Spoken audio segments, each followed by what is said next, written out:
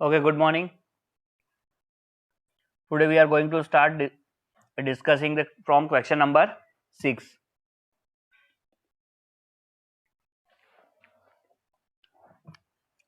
क्या लिखा हुआ है क्वेश्चन नंबर 6 में? Diagonal AC of parallelogram ABCD bisects angle A. Show that it also bisects angle C. और ये भी प्रूव करना है कि ABCD जो है वो रोम्बस है. तो सबसे पहले गिवन है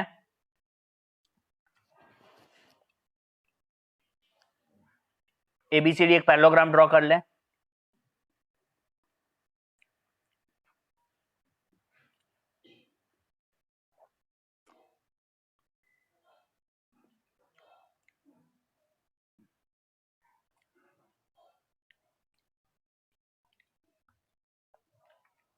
अब इसमें जो डायगोनल AC है वो क्या कर रहा है, एंगल A को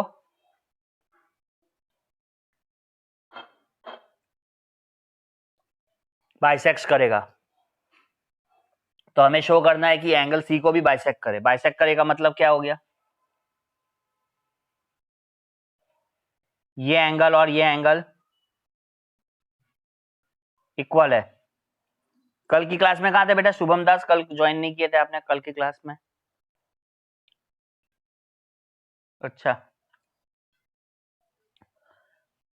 चलिए लिखिए पहले गिवन में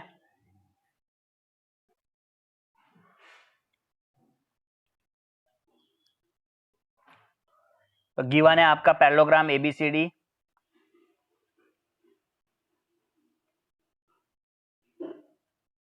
इस पर डायगोनल AC जो है वो बाइसेक्ट कर रहा है एंगल A को. ये गिवन है.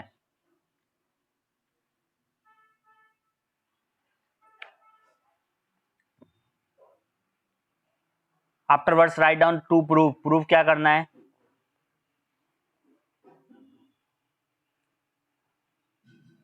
तो फर्स्ट पार्ट हमें प्रूव करना है कि AC बाइसेक्ट्स एंगल C.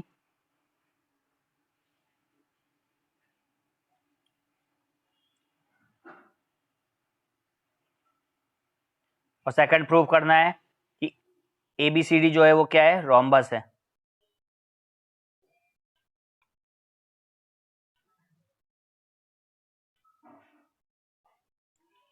ठीक है.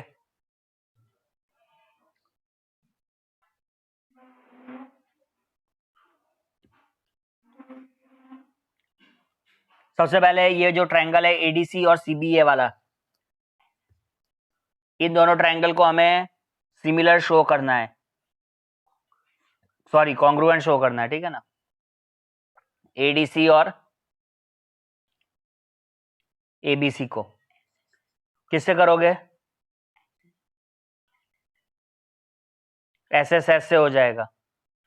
क्यों होगा? ये साइड और ये साइड इक्वल है और ये साइड पैरेललोग्राम की AB और CD इक्वल हो जाएगा और AC जो है दोनों में कॉमन होगा. ठीक है.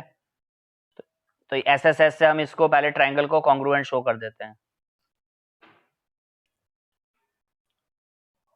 तो राइट डाउन प्रूफ. तो इन ट्रायंगल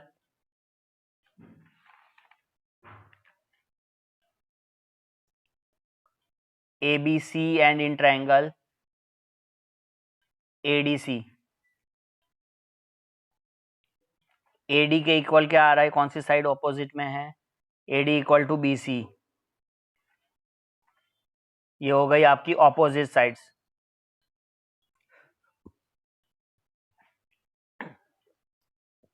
उसके बाद AB is equal to CD या DC. ये भी हो गया पैरेललोग्राम है, गिवन ही है ना पैरेललोग्राम. तो ऑपोजिट साइड्स इक्वल होगी. हाँ, यहाँ पे एक ध्यान देना, ये एक ट्रायंगल में नहीं थे ना. ABC का कौन सा पार्ट होना चाहिए था? BC. पहले BC लिखना है. BC is equal to AD. उसके बाद दोनों में कॉमन हो गया AC, AC कॉमन है।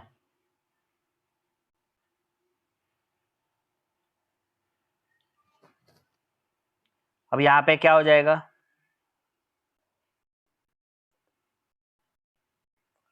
दोनों में हम अगर कॉमन निकालेंगे तो B कॉरस्पॉन्ड्स टू, यहां से क्या आएगा D। अब B D के हो गया तो C के क्या हो जाएगा, C के A, C के A हो गया तो A के C, है ना, ये C के A तो A के C। So now by SSS congruence criteria, कौन सा triangle, ABC, ABC congruent to, है ना, ABC फिर CDA।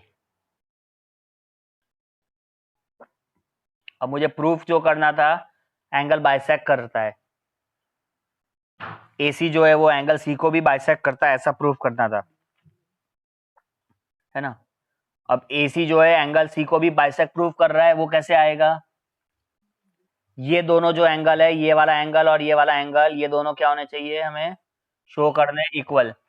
तो CPCT से हो रहा है क्या, चेक करो, ये वाले एंगल को, ये वाला जो एंगल है इसको हम बोलते हैं DCA, तो ये DCA से लिख कर चेक करो bye CPCT।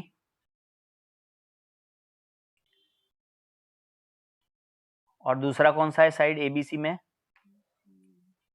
Angle ACB, ACB by CPCT, इधर से ACB लिखा हमने, ये AC और B, तो यहां से क्या हो रहा है,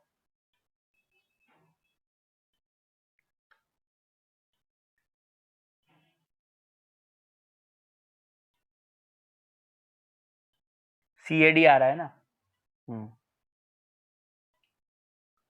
तो यहाँ पे तो ये बाइसेक्ट तो नहीं हुआ है, एक मिनट रुक जाओ, हमारी कहाँ मिस्टेक हो गई है ना,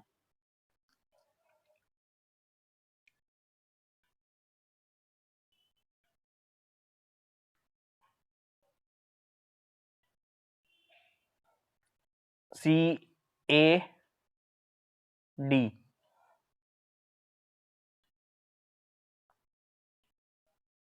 कोई बात नहीं। अभी एक काम करते हैं, इनको नंबरिंग करो, इसको हमने नंबर 1 दे देते हैं, इसको नंबर 2 देते हैं, यहाँ पे नंबर 3 करते हैं और इसको 4 करते हैं, ठीक है। अब 1 और 2 हमारा इक्वल हो गया, जो गिवन था, ठीक है। Angle 1 is equal to angle 2, ये क्या था, गिवन था। अब ACB और CAD आया, ACB को हमने क्या नंबर दिया, जल्दी देखो, फिगर में देखो, ACB को मैंने कौन सा नंबर दिया है, 4 दिया है ना, तो 4 इज इक्वल टू क्या हो जाएगा, यहाँ पे एंगल 4 इज इक्वल टू क्या हो गया, CAD हुआ ना, CAD कौन सा नंबर का एंगल है, ये देखो फिर से, लो फिगर देखो, CAD कौन से नंबर का एंगल है, 1 हुआ ना, तो यहाँ पे हमें लिखना है 4 इज इक्वल टू 1, हमें एक्चुअली प्रूफ क्या करना है, 4 इक्वल टू 3, तो यहाँ पे हम लिखेंगे 4 इज इक्वल टू 1, ठीक है।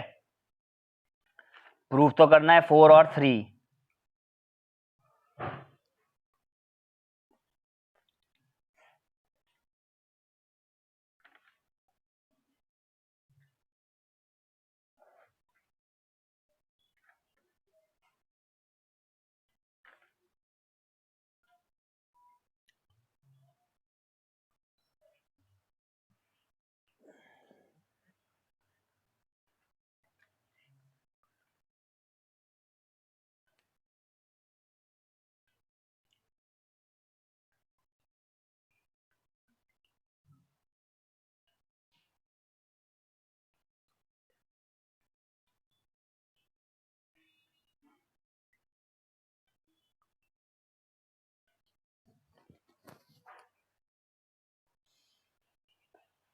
ओके।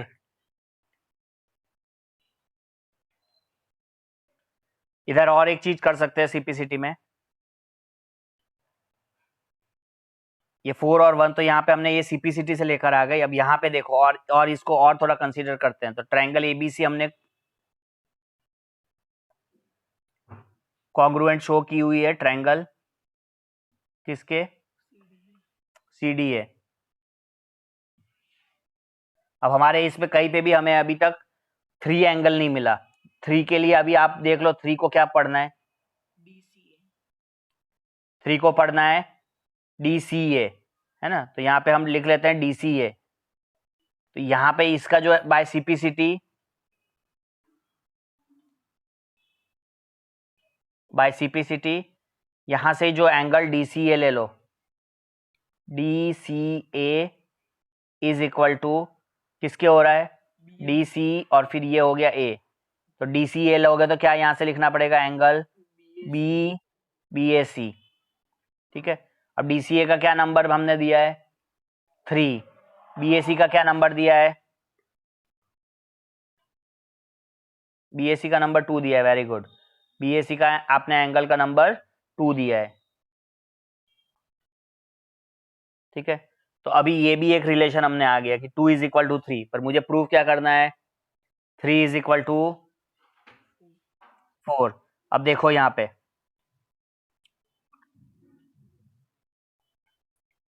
अब हमारे पास क्या क्या रिलेशन आ गए। शुरू में जो गिवन था 1 इज इक्वल टू 2, आ रही है बात समझ में, 1 इक्वल टू 2। उसके बाद बाय सीपीसीटी हमने दो चीजें निकाली, बाय सीपीसीटी हमने निकाला 4 is equal to 1, 4 equal to 1, और हमने क्या निकाला, 2 is equal to 3।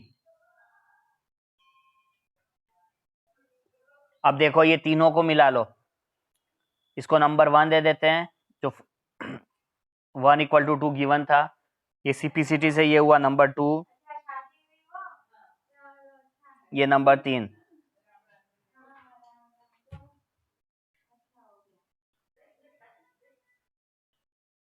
From 1, 2 and 3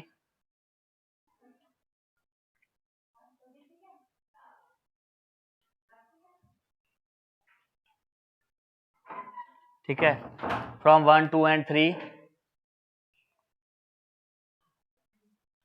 अब हमें 3 और 4 चाहिए, 4 और 3 हो रहा है क्या 1, 2, 3 से, देखो देखो 4 इक्वल टू 1 हुआ, 1 इक्वल टू 2 है, 2 इक्वल टू 3 है। तो अपन ये तीनों रिलेशन में से क्या बोल सकते हैं कि 3 और 4 हमारे लिए इक्वल है। बात समझ में आ रही है, क्योंकि 1 और 2 इक्वल है, 2 के इक्वल 3 है, मतलब 1 के इक्वल 3 हो गया, और 1 के इक्वल 4 भी है ना। आई कि नहीं बात समझ में, 1 के इक्वल 2 है तो 2 के इक्वल 3 है, तो हम क्या सब्स्टिट्यूट कर देंगे, 1 की जगह 2 की जगह 3 सब्स्टिट्यूट कर दिया, तो 1 और 3 इक्वल हो गए। अब 1 4 के बराबर है, तो 4 और 3 भी क्या हो गए, इक्वल हो गए। तो जब यहाँ पे फ्रॉम 1, 2 एंड 3 हमने लिख दिया, यहाँ पे एंगल 3 और एंगल 4 इक्वल है। एंगल 3 और एंगल 4 कौन थे हमारे, उनका क्या नाम था, उनका नाम था एसीडी, और यहाँ पे नाम था बीसीए। तो 3 और 4 इक्वल हो गए। जब ये इक्वल हो गए, इसका मतलब क्या हो गया कि एसी जो है वो क्या कर रहा है, बाइसेक्स एंगल सी। ये हमारा फर्स्ट पार्ट प्रूफ हो गया। बात समझ में आ गई,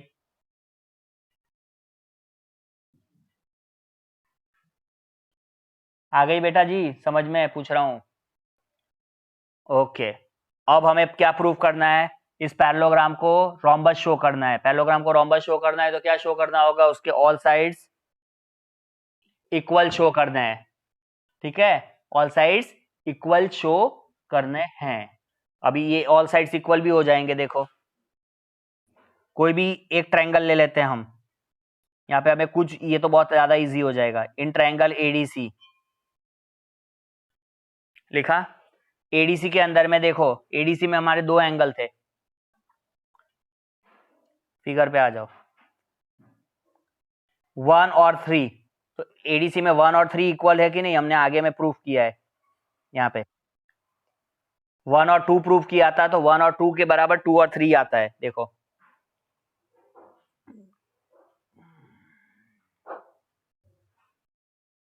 एडीसी नहीं लिखना है तो पहले इसको लिख लो। शो 1 इज इक्वल टू 2, ये गिवन था। फिर 2 इज इक्वल टू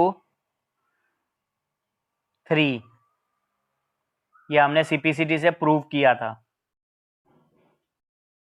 तो देयरफॉर व्हाट वी कैन से, हम कह सकते हैं 1 और 2 और 2 और 3 इक्वल है, तो हम कह सकते हैं कि 1 इज इक्वल टू 3। ठीक है, तो 1 इज इक्वल टू 3 का मतलब हो गया in triangle ADC 1 is equal to 3, angle 1 is equal to angle 3। Angle 1 क्या था मेरा, एंगल 1 है मेरा डीएसी। एंगल 3 क्या है, एंगल 3 था एसीडी। अब हम लोगों ने ये प्रॉपर्टी पढ़ी हुई है, क्या प्रॉपर्टी पढ़ी है कि कोई भी अगर ट्रायंगल होते हैं और ट्रायंगल के अंदर में अगर उसके कोई दो एंगल्स इक्वल है तो उसकी ऑपोजिट साइड्स क्या होगी, इक्वल होगी। बात समझ में आ रही है। तो डीएसी के ऑपोजिट में कौन सी साइड हो गई, जल्दी देखो, डीएसी के ऑपोजिट में कौन सी साइड हो गई,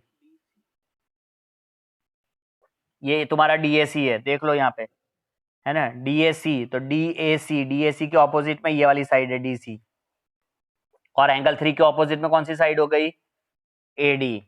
ठीक है, तो ये साइड आपकी इक्वल हो जाएगी। तो DAC is equal to ACD, DAC के ऑपोजिट में हो गई बेटा डीसी, एसीडी के ऑपोजिट में हो जाएगा एडी। और हम इधर रीजन लिखेंगे, क्या रीजन लिखेंगे, द साइड्स, क्या रीजन लिखोगे, side opposite to equal angles are, हाँ sides opposite to equal angles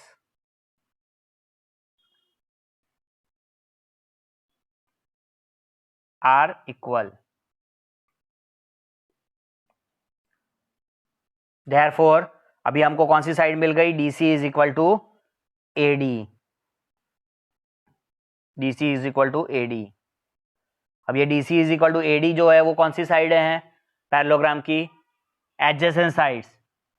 और मैंने कल बताया था कि अगर पैरेललोग्राम में एडजेसेंट साइड्स अगर इक्वल होती है तो ऑल साइड्स इक्वल हो जाती है। तो here in parallelogram, in parallelogram, here in parallelogram adjacent sides are equal। ठीक है, here in parallelogram adjacent sides are equal, so all sides will be equal, all sides will be equal। ऐसा क्यों हुआ, क्योंकि आपको समझ में आ जाना चाहिए, अभी तक इतने दिन से पढ़ रहे हैं तो एडी और अगर तुम्हारा डीसी इक्वल हो गया तो एडी के ऑपोजिट में बीसी है, तो एडी और बीसी तो इक्वल हो ही गया, और एडी के डीसी इक्वल हो गया, तो डीसी के क्या हो गया इक्वल, ए बी इक्वल हो गया। इसका मतलब क्या हो गया कि सारे साइड से इक्वल हो गई। ठीक है,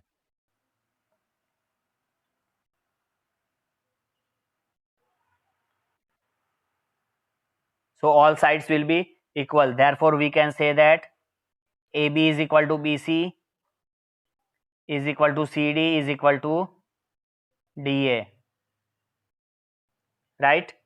So we can say that all the four sides are equal, therefore ABCD जो है वो क्या हो जाएगा, rhombus।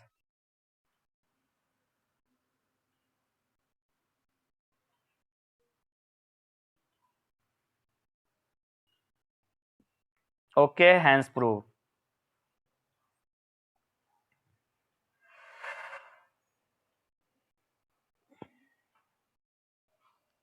तो इस तरीके से ये हमारा क्वेश्चन कंप्लीट हो जाता है। नेक्स्ट प्रॉब्लम पर हम आते हैं, 7th पर।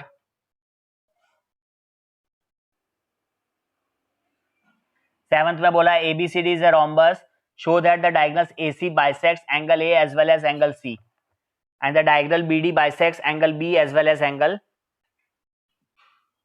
D। यहाँ पे उल्टा है, यहाँ पे रोम्बस आपको दे रखा है, तो यहाँ पे एक रोम्बस हम ड्रॉ कर देते हैं।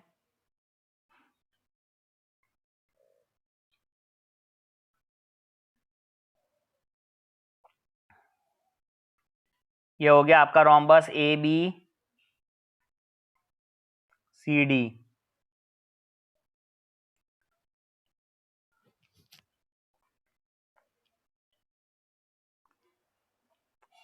अब यहाँ पे क्या दे रखा है, diagonal AC bisects angle A as well as angle C। तो यहाँ पे इसको हम कर देते हैं, ये हो गया। AC जो है वो क्या कर रहा है बेटा, अच्छा बाइसेक्ट नहीं कर रहा है, शो करना है। तो AC bisects angle A as well as angle C, ठीक है, बहुत ही ईजी है। देखो इनको सबको नंबर दे दो, इसको नंबर 1, इसको नंबर 2, इसको नंबर 3 और इसको नंबर 4। ABCD रोम्बस है, ये तो आपको कंफर्म है। अब प्रूफ क्या करना है कि angle 1 is equal to angle 2 and angle 3 is equal to angle 4। ये AC जो है डायगोनल AC वो एंगल A और एंगल C को बाइसेक्ट कर रहा है, ऐसा शो करना है।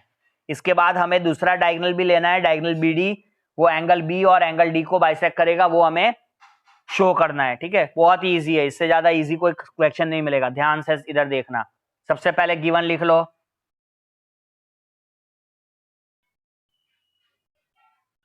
गिवन में क्या करना है, ABCD है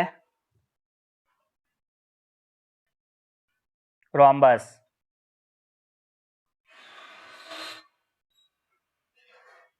ABCD है रोम्बस, ठीक है। जैसे ही रोम्बस लिख देंगे उसके बाद हमें क्या लिखना है, टू प्रूव।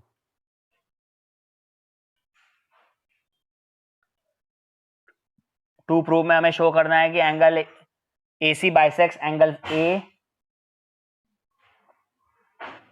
मैं दो अलग अलग करूंगा पहले, AC bisects angle A as well as angle C। इसका मतलब क्या शो करना है, इसका मतलब शो करना है कि एंगल 1 और एंगल 2 हमारा इक्वल होगा और साथ में एंगल 3 और एंगल 4 भी इक्वल होना चाहिए। ठीक है, पहले पार्ट को हम खाली AC डायगोनल को लेके हम प्रूफ करेंगे, फिर हम BD को लेके करेंगे। तो यहाँ पे अभी प्रूफ लिखते हैं,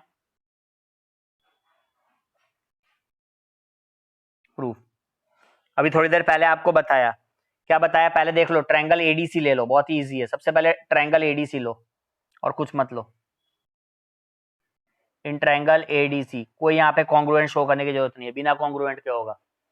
ट्रायंगल ADC के अंदर में कौन सी दो साइड इक्वल है, जल्दी से बोलो।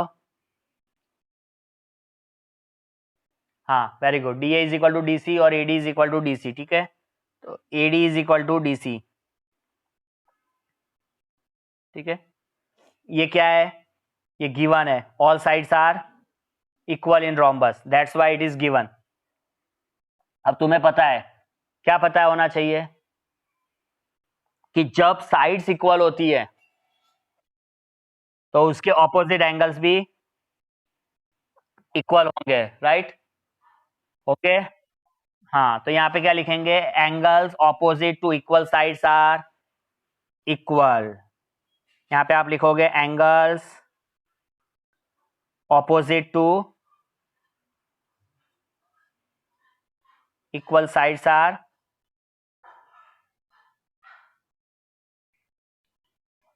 इक्वल, therefore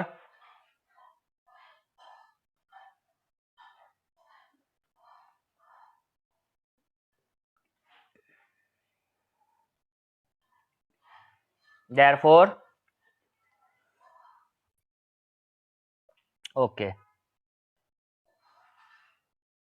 AD के ऑपोजिट में 4 हो गया, DC के ऑपोजिट में 2 हो गया, तो 4 इक्वल टू 2।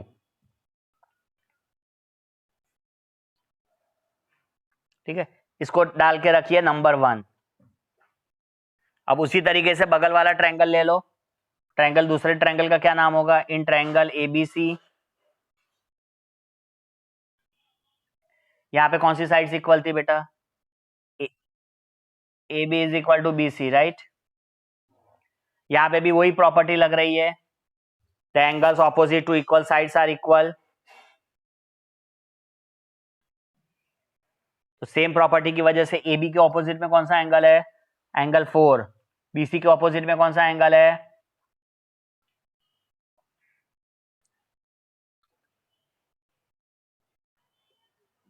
4 नहीं ना, यहाँ पे मैंने गलत लिख दिया। हाँ, ए बी के ऑपोजिट में एंगल 3 है, और ये देखो ना फिगर में, ए बी के ऑपोजिट में एंगल 3 और बीसी के ऑपोजिट में एंगल 1।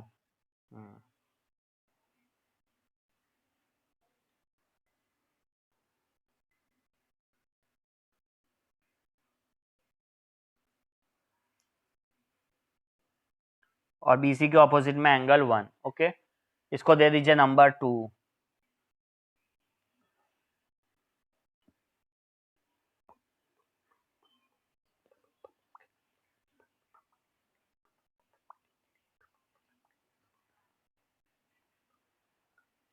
चलो, अब इतना निकालने के बाद अब दोनों ट्रायंगल जो थे उनको अब आप कॉन्ग्रुएंट शो कर दो, है ना। कॉन्ग्रुएंट तो शो करना ही पड़ेगा, क्योंकि अभी दो रिलेशन से नहीं निकलेगा कि भाई ये आपके एंगल बाइसेक्स हो गए। 1 और 2 आ रहे हैं क्या इक्वल? इन दोनों में से कहीं से आपको मिल रहे हैं 1 और 2?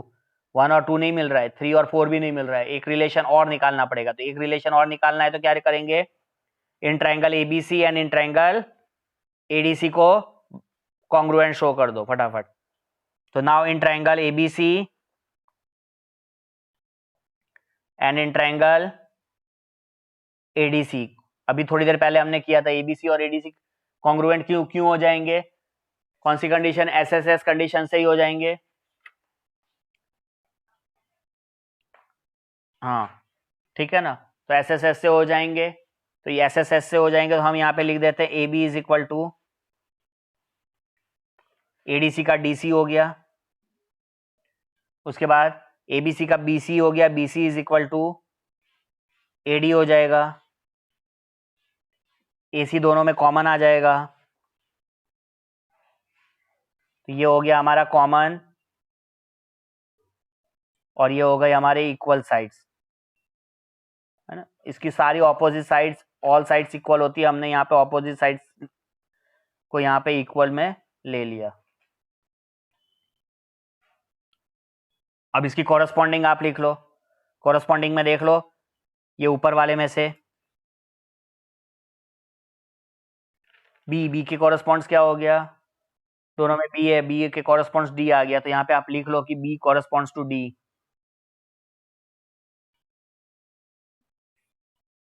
इसके बाद ए कॉरेस्पॉन्ड्स टू सी,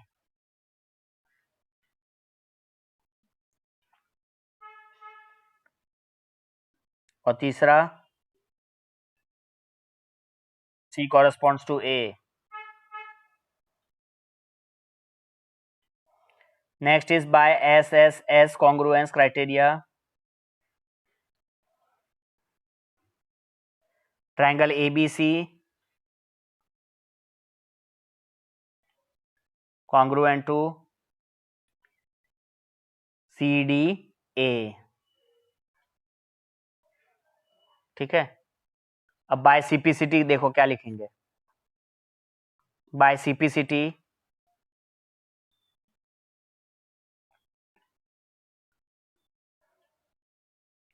एबीसी का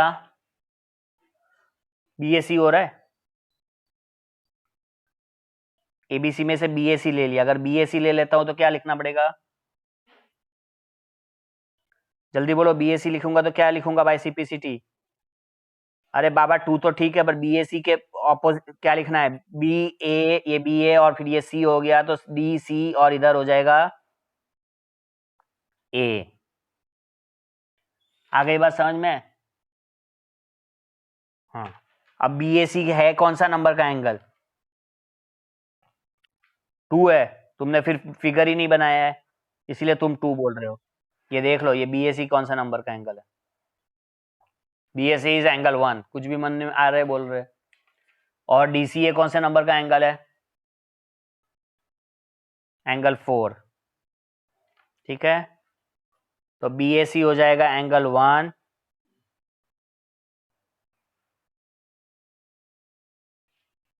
एंगल 1, और DCA हो जाएगा एंगल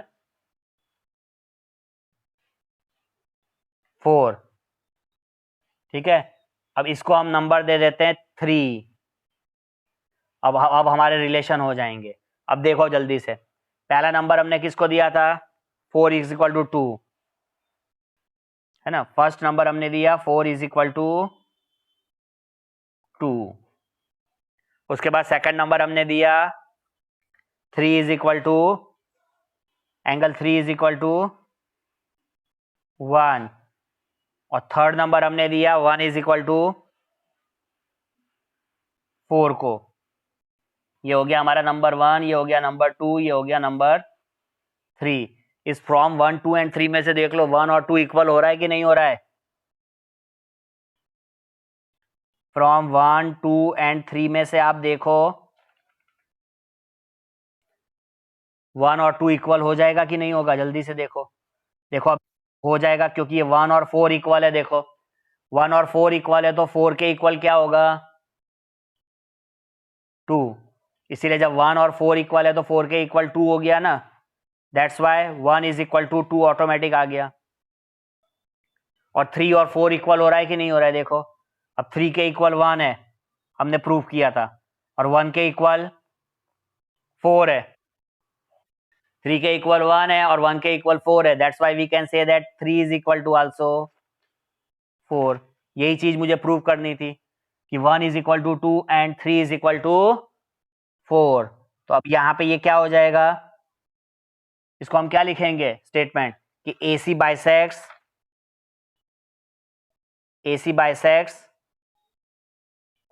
एंगल ए, हाँ, as well as angle C. आ गई बात समझ में? इस तरीके से AC ने बाइसेक्ट किया एंगल ए और एंगल सी को। अब यही सेम चीज हमें BD में शो करनी है, सेम प्रोसेस से, सेम प्रोसेस से। सिमिलरली करके भी हम लिख सकते थे, बट हम सिमिलरली नहीं लिखेंगे, हम यहाँ पे आपको पूरा शो करेंगे, और आप हर एक अपनी नोटबुक में करिए। चलिए फटाफट। तो इसके लिए वापस से हम एक रोम्बस बना लेते हैं फटाफट, और अभी हम थोड़ा फास्ट करेंगे क्योंकि अब आपको समझा दिया मैंने। तो यहाँ पे ये हो जाएगा AB, इधर हो जाएगा C, और यहाँ हो जाएगा D। अब AC नहीं लेना है, डायगोनल कौन सा डायगोनल लोगे? BD। BD। ठीक है, अब इनके नंबरिंग कर दो। 1 2 3 4 किया था, इस बार थोड़ा नंबर चेंज कर देते हैं, है ना। इसको 5, इसको 6, इधर 7 और इधर 8। Got it. सबसे पहला स्टेप क्या सिखाया था? यहाँ पे सबसे पहला स्टेप है टू प्रूव। टू प्रूव क्या लिखना था हमें? गिवन तो वही है जो हमने पहले शुरू में लिख दिया, लेकिन हम इसके लिए अलग से लिख रहे हैं to prove. To prove BD bisects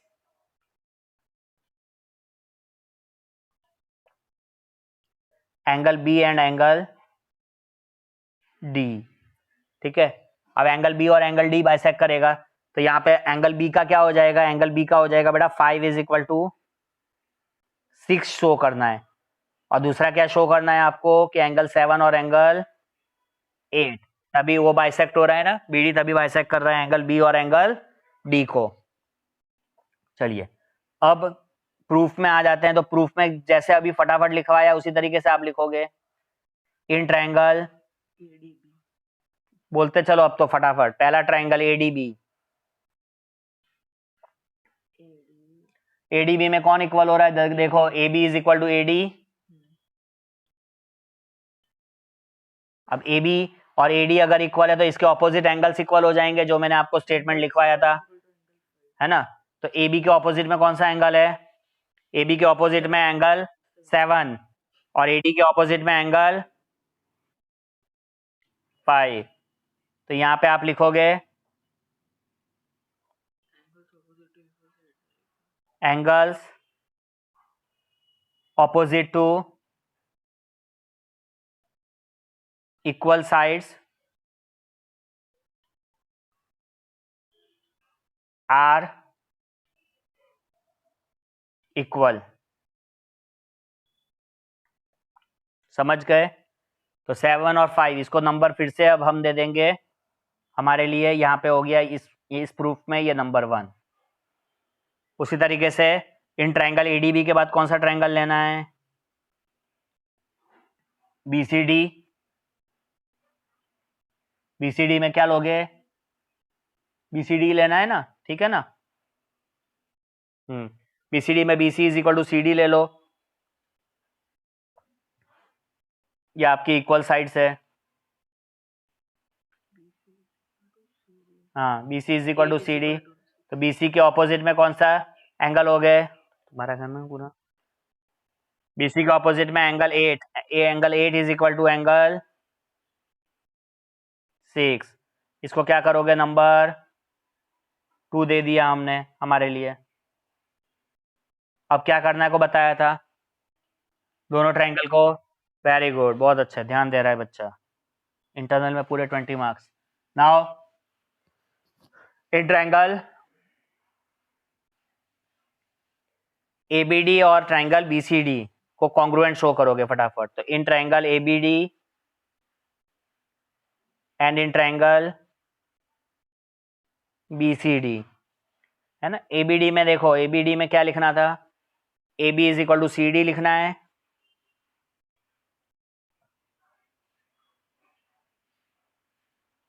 उसके बाद A D is equal to B C, और तीसरी साइड कॉमन है A C. A C common नहीं, बी डी कॉमन ना? हाँ, बी डी कॉमन। ये आपका कॉमन साइड हो गया। ये साइड्स आपके इक्वल ऑपोजिट साइड्स हो गई।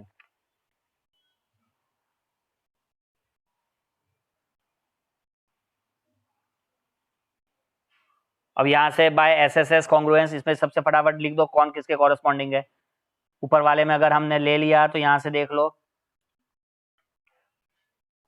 ए कॉमन है, ए के सी हो जाएगा, ए के सी होगा, ए के सी हुआ। उसके बाद बी के डी हो जाएगा, बी के डी। अब जब बी के डी हो गया तो डी के बी होगा। तो therefore triangle A B D, triangle A B D congruent to triangle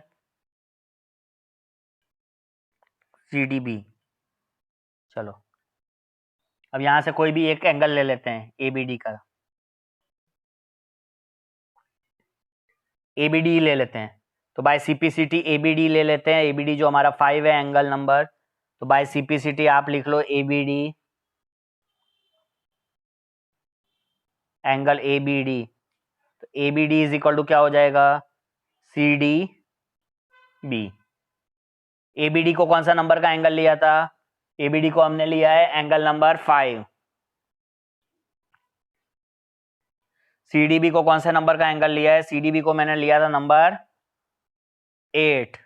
8 लिया है ना, देख लो एक बार, ये देखो, ये है सी डी बी तुम्हारा 8 नंबर।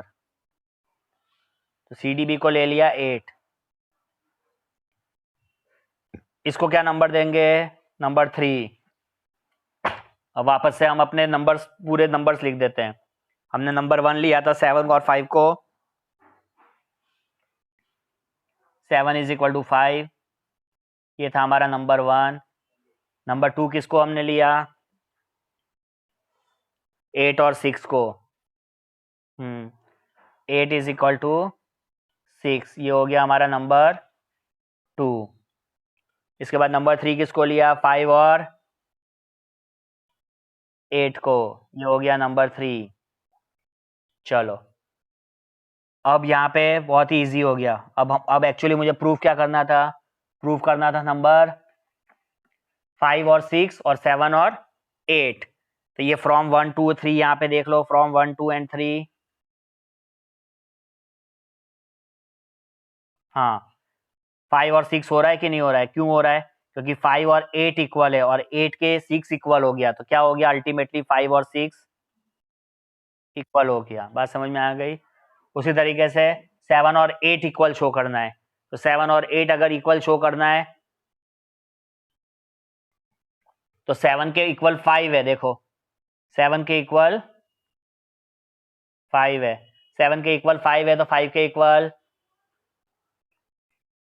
8 है, इसीलिए 7 और 8 भी इक्वल हो गया। तो हम क्या लिख सकते हैं? हम लिख सकते हैं जो बी डी है वो क्या कर रहा है बेटा यहाँ पे, bisects angle B and angle D, hence proved.